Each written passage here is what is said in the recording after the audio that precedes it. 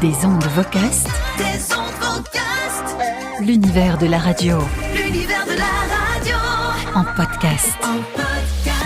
Des ondes Vocast, c'est le podcast qui parle de radio. Salut à tous, c'est Olivier Audoux. Suite de nos éditions spéciales avec nos interviews réalisées avec Rémi Bertolon sur le Paris Radio Show. Dans cet épisode, nous retrouvons avec Rémi Bertolon Jean-Éric Valli, président des Indes Radios, et Bertrand Spinelli, patron de la régie Skyrock Public, pour un focus dédié aux régies publicitaires radio et à leur challenge actuel. Des ondes Vocast, l'actu débat. Et on commence tout de suite avec le Zoom Actu. Un mot sur les Radio Days Europe pour commencer. Elles reviennent dans quelques jours à Riga, en Lettonie. Ce sera du 22 au 24 mars. Des ondes Vocast est partenaire presse et suivra l'événement pour vous. Vous pouvez aussi toujours assister à l'événement sur place. Vous disposez d'une réduction de 50 € sur le ticket d'entrée grâce à notre code partenaire DOV26RIG. DOV26RIG. L'actu, c'est aussi la nomination d'Emmanuel Rials à la tête de RCF Notre-Dame. La fusion des deux radios chrétiennes annoncée il y a 2 ans est, on le sait, compliquée.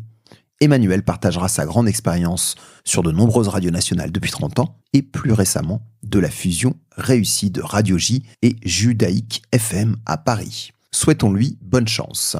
Et on vous l'a déjà dit la dernière fois, Des ondes Vocast a désormais un répondeur audio. Laissez-nous vos infos exclusives depuis votre téléphone sur vocast.fr/répondeur ou bien partagez vos messages ou votre coup de gueule pour nos auditeurs. Nous ferons la joie de les diffuser. vocast.fr/répondeur. Des ondes Vocast, l'invité. Et nous voici donc de retour au Paris Radio Show avec Rémi Bertolon et les Indes Radios et Skyrock Public.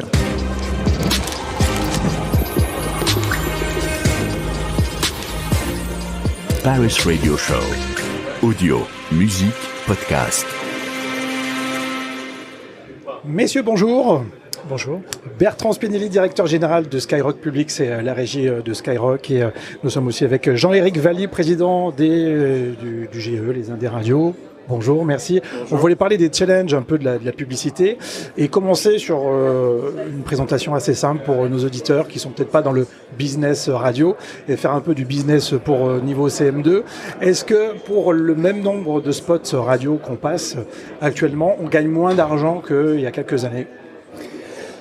Alors, c'est vrai qu'il y a eu une grosse pression sur les prix pendant quelques temps et ça a créé d'ailleurs un encombrement publicitaire puisqu'en fait, pour générer un même niveau de volume monétaire, il fallait mettre plus de spots. Mais depuis 3-4 ans maintenant, on voit une tendance inverse où en fait, les radios ont réussi collectivement à augmenter les prix. Donc non, on ne peut pas dire qu'aujourd'hui, en fait, pour un même niveau de spot, ça coûte moins cher. Et localement, du coup, la difficulté, c'est de convaincre les annonceurs ? À l'échelle locale, c'est pas du tout la même dimension que l'échelle nationale où on est plus dans les maths à l'échelle nationale. À l'échelle locale, c'est vraiment une relation entre le client et le commercial. C'est une relation presque personnelle. On est moins dans les études, même si on peut l'être quand il y a de la compétition avec un confrère qui sort des études, mais c'est vraiment plus une relation. Et je pense que la vraie problématique locale, c'est qu'on voit beaucoup de magasins fermés, tout simplement.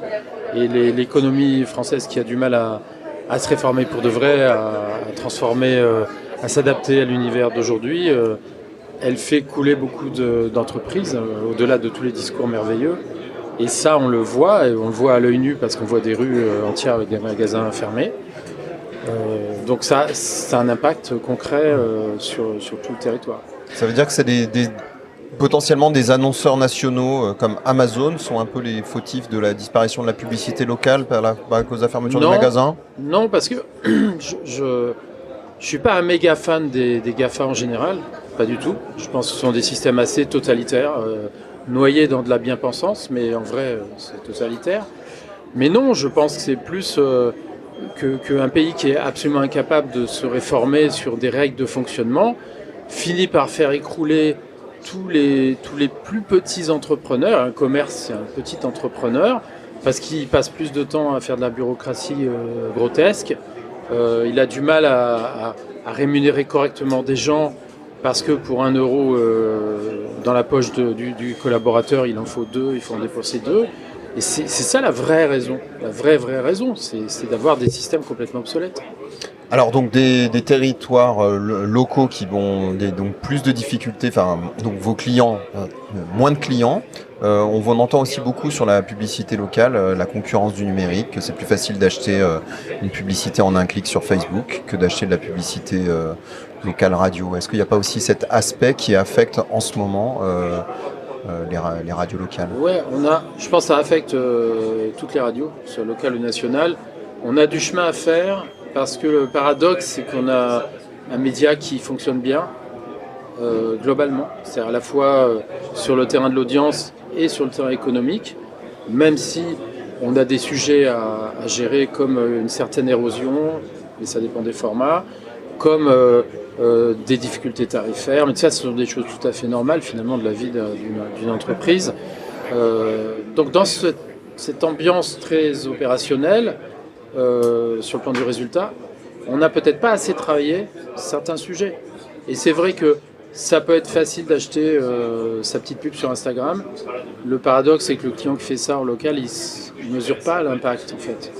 Il a un impact psychologique parce que ses clients habituels lui disent « Ah ben tiens, je t'ai vu, tu as fait une nouvelle publication sur Insta, j'ai vu tel vêtement, montre-moi, etc. » C'est ultra motivant pour un entrepreneur local qui souvent est un peu seul avec lui-même et du coup, voilà, s'il a cette relation avec sa clientèle, c'est très puissant, mais c'est pas des stats.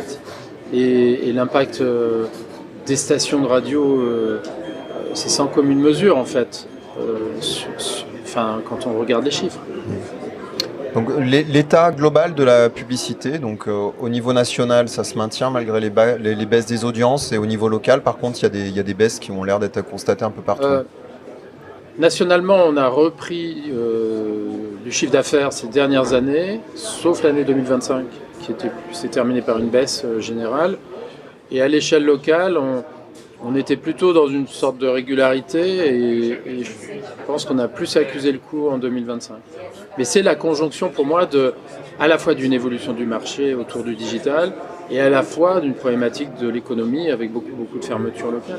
D'accord. Bertrand, même constat chez Skyrock? Oui, c'est partagé. En fait, la radio comme se maintient très bien. On voit les chiffres IREP en fait, qui montrent que d'une année à l'autre, la radio reste un socle important pour les annonceurs.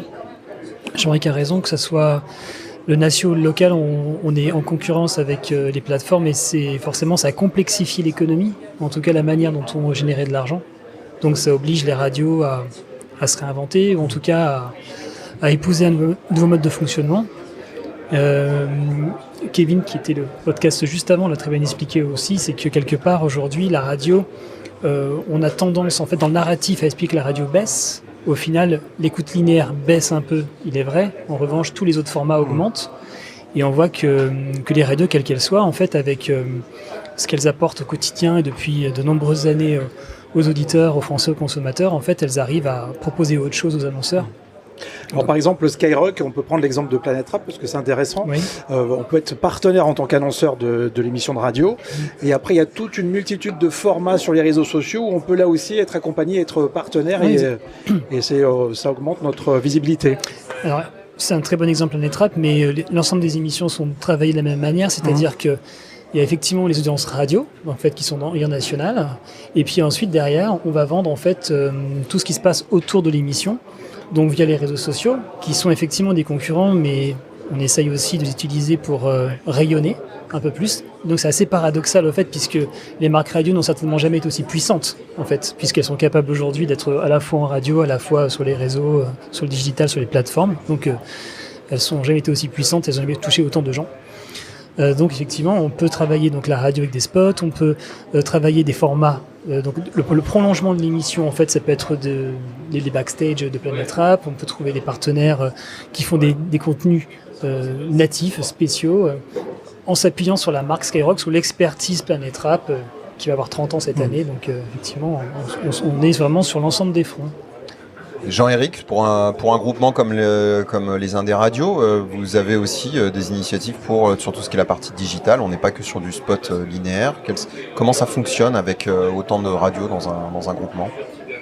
C'est un peu tout le challenge, c'est d'avoir des choses qu'on partage en commun. Donc en fait, Ça passe plus par la définition des normes que par des formats différents, parce que le marché audio aujourd'hui, il est beaucoup porté par des spots publicitaires, des formats 20 secondes, 30 secondes. Donc sur nos web radios, on a développé depuis longtemps des pré-rolls et on ouvre, cette année, on a ouvert des... Merci pour les applaudissements. C'est gratuit. On a ouvert les mid-rolls en faisant attention à leur positionnement dans le programme, en faisant attention à la quantité de spots, c'est un maximum de spots. Donc ce sont des produits qui sont collectifs à toutes les radios des Indés, il y a 130 radios. Tout à l'heure vous disiez on doit parler à des auditeurs qui ne connaissent pas trop le fonctionnement de la radio. Un truc qu'on oublie, c'est qu'on est financé à 99% par la publicité. Hein. Ça peut pas forcément paraître évident pour tout le monde, mais c'est ça. Et du coup, d'où la dose de publicité à l'antenne, la pression des clients sur les tarifs qui nous impose de jouer plus de spots pour le même argent, même si ça s'est redressé ces dernières années. Donc voilà, on veut faire plaisir à notre public, mais on a une équation pas simple à résoudre. Pardon, je me suis un peu éloigné de la question. Oui, c'est plus la question, c'est quels sont les revenus numériques pour un groupement comme les Indés Radio? C'est vraiment principalement les web radios et très peu les podcasts sur nos radios parce que ce sont des radios musicales. Donc on fait pas du quantitatif en fait sur les podcasts et carrément très modestement les sites web. En termes de confort d'écoute pour l'auditeur, c'est d'avoir un petit peu moins de pub. Il y a une démarche qui est faite pour Skyrock, notamment sur le Prime, le morning de Diffoul, d'avoir moins de publicité que ses concurrents directs. C'est toujours le cas ?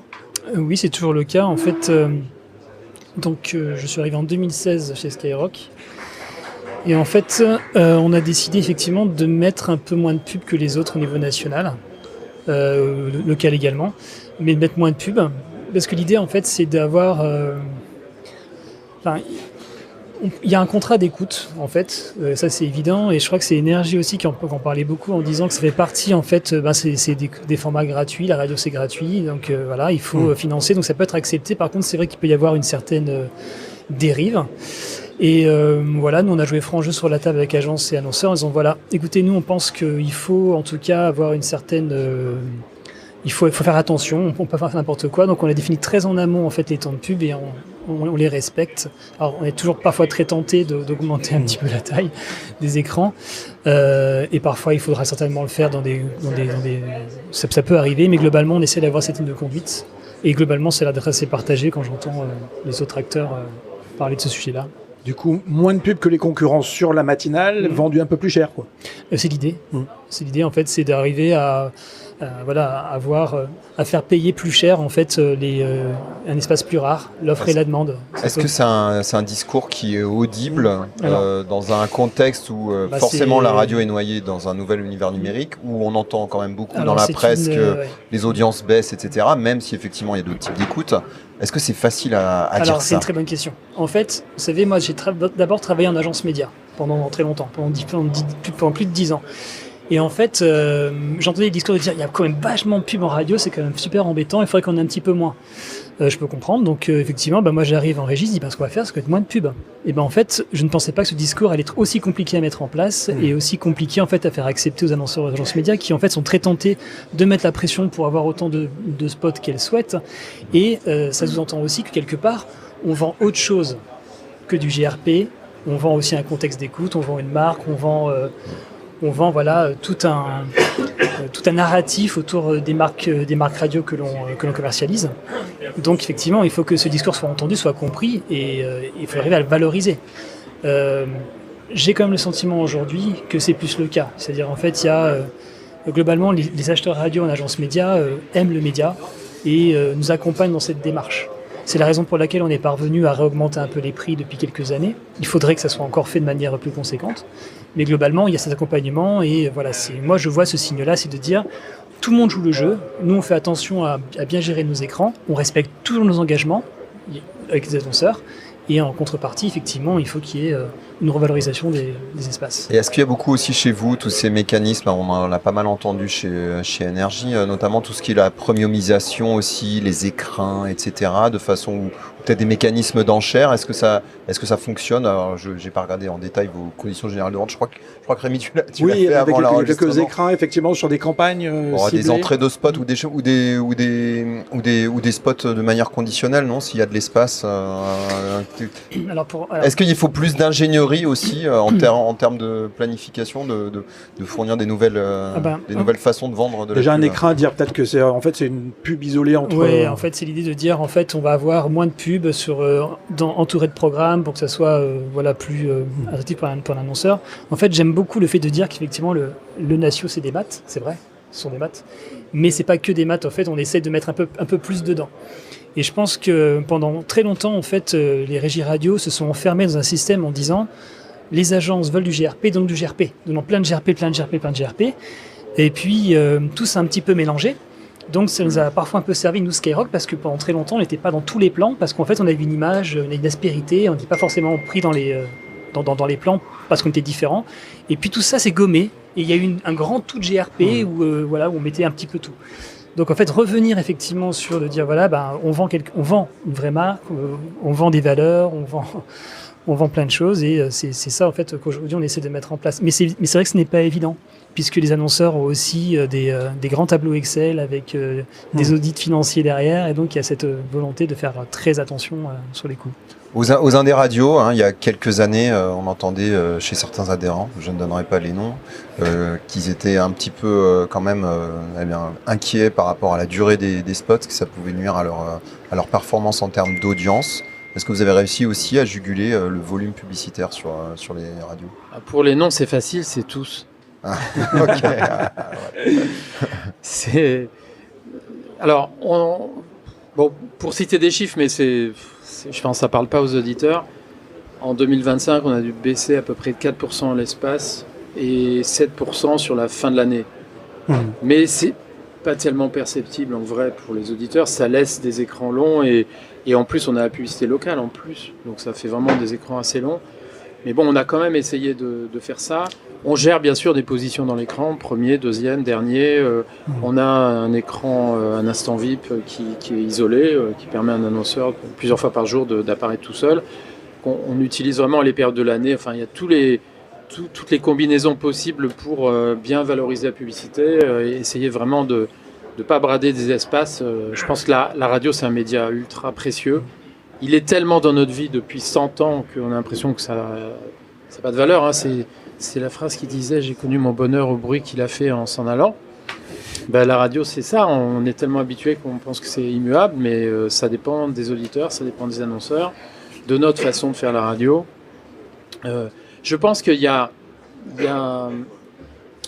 je partage totalement ce que disait Bertrand sur l'aspect GRP. GRP, c'est un indice de mesure pour connaître la pression d'une campagne sur le public. Donc voilà, combien de fois, nous, auditeurs, on reçoit la répétition d'un message, etc. Donc c'est l'indice un peu aveugle, finalement, qui est le point de référence.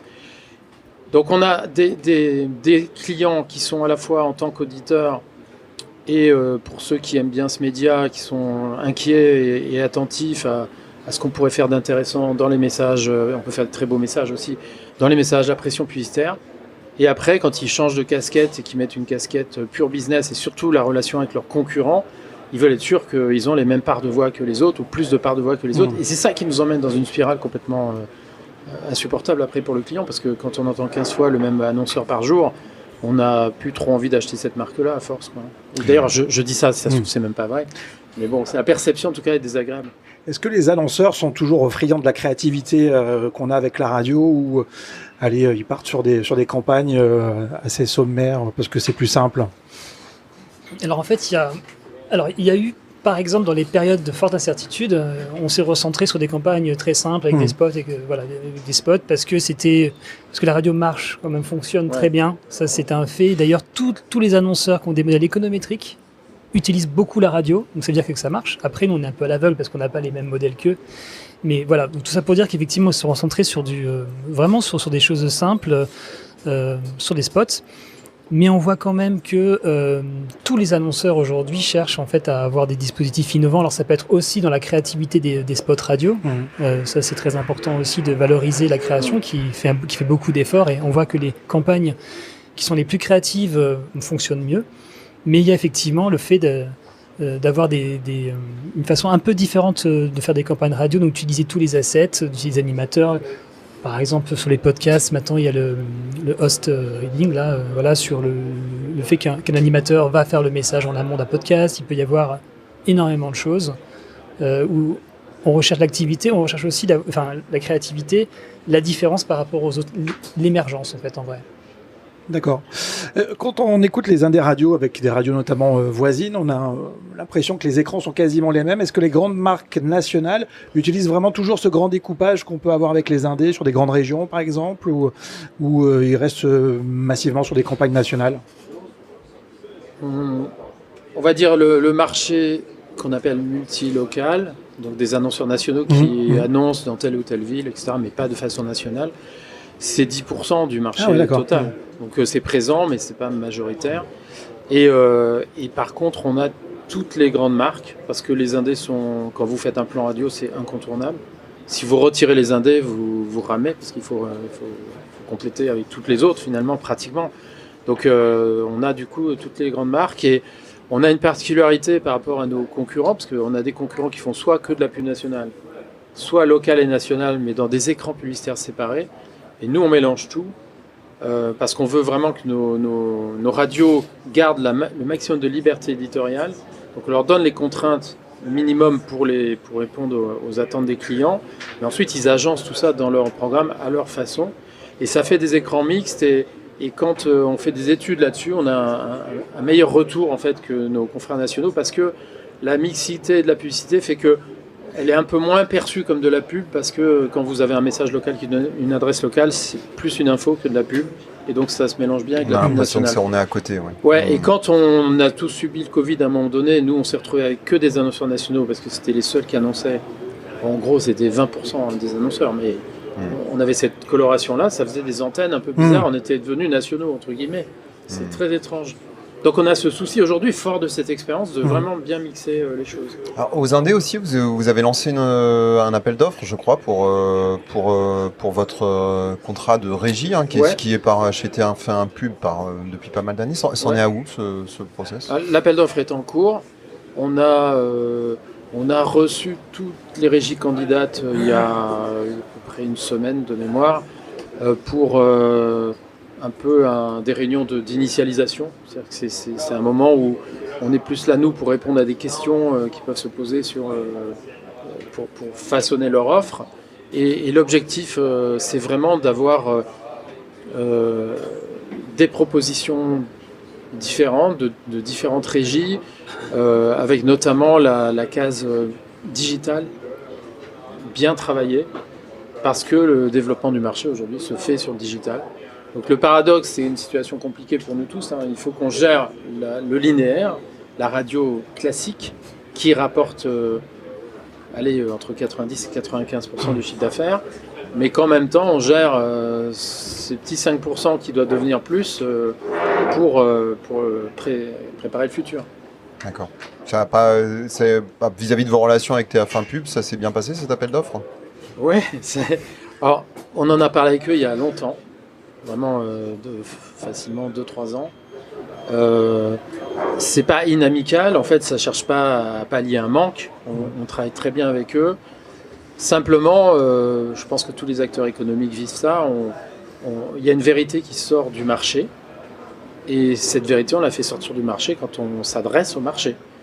Donc en l'occurrence, s'adresser à des candidats potentiels de régie, c'est faire ressortir une nouvelle réalité qui va, je pense, faire sortir des propositions intéressantes. Et on fonctionne tous dans l'émulation, tout simplement. Voilà, si on s'enferme avec un partenaire indéfiniment, ça pose problème. Donc c'est intéressant de mettre des stops à des moments, peut-être de changer de régie, peut-être de continuer, mais dans des conditions nouvelles. Vraiment, tout est totalement ouvert. C'est la liberté, je dirais même le devoir des radios indépendantes de faire des appels d'offres de temps en temps. on vit à travers la pub. Donc on ne peut pas être gentil, faire l'impasse sur une réflexion, et une réflexion, elle se passe extrêmement puissamment quand il y a de l'adversité, quand on est challengé, comme aujourd'hui on est challengé par nos auditeurs, et je pense qu'on travaille dans les radios d'une manière bien plus géniale qu'il y a quelques années, et plus motivante. Et une dernière question, Oui. parce qu'on doit terminer. Énergie et Skyrock qui sont vendus ensemble en Ile-de-France. Oui. Est-ce que la radio doit avancer maintenant groupée entre concurrents pour vendre de la pub, ou c'est un effet juste d'aubaine sur cette région en particulier? Alors moi, je me sens pas vraiment en concurrence avec Énergie et avec le GIE des indépendants, vraiment, parce que aujourd'hui, la vraie concurrence est ailleurs. Moi, je considère que plus le gâteau sera gros, c'est-à-dire que plus on arrivera en fait à faire revenir certains annonceurs qui sont partis, à avoir un front commun sur plein de sujets qui dépassent la pub et qui sont vraiment, mais qui sont corrélés, eh bien, tout ira pour le mieux. Donc effectivement, collaborons autant que possible. On est concurrent quand il le faut, et on collabore quand c'est nécessaire. D'accord. Mais c'est désormais nécessaire donc d'avancer parfois entre concurrents. Oui, sur beaucoup de sujets, oui, effectivement. Ok, très bien. Merci messieurs. Merci beaucoup. Merci beaucoup. Au revoir. Des ondes Vocast, l'univers de la radio en podcast. Et des ondes Vocast, c'est terminé pour cet épisode. C'était Olivier Audoux et Rémi Bertolon. Merci à nos invités. Dans quelques jours, nouvel épisode où nous retrouverons une nouvelle interview réalisée depuis le Paris Radio Show. Ce sera cette fois-ci avec Régis Verbiguier, directeur général de Radio Player France, et Charles-Emmanuel Bon, président d'Ensemble pour le DAB+. Ce sera une session dédiée aux nouveaux usages et aux nouveaux modes d'écoute de la radio via le numérique. Salut! Des ondes Vocast.